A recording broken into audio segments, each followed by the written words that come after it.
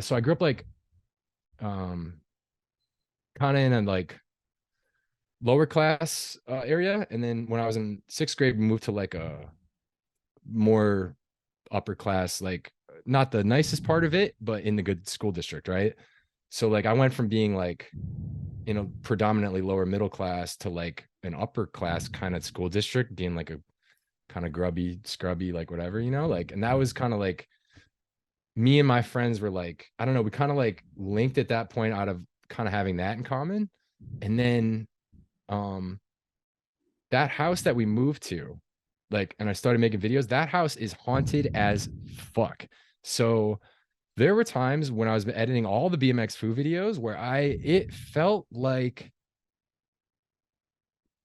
got goosebumps right now, like something was controlling me and suggesting editing decisions at times, and songs slowing them down sometimes, and like the way I would get in this flow state in that house only.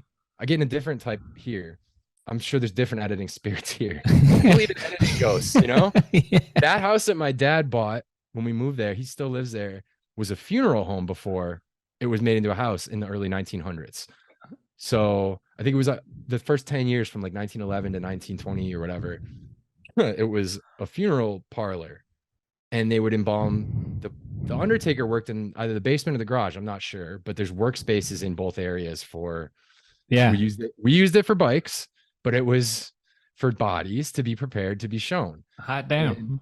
that room, that like our computer growing up was like in the communal area before I started doing a MacBook in my room, and like that was the room that they would show like bodies in and shit. And I'd be up at 3 a.m. editing food videos, and like I would be at such a creative wall, and it was almost like this could be my own subconscious. This could be, I don't know what it is. I just know in that house, which by all measures seems to be very haunted, like there were suggestions, like if you're open to ideas, like many ideas flew in, many Nice. many many ideas. Yeah, like Ghosts.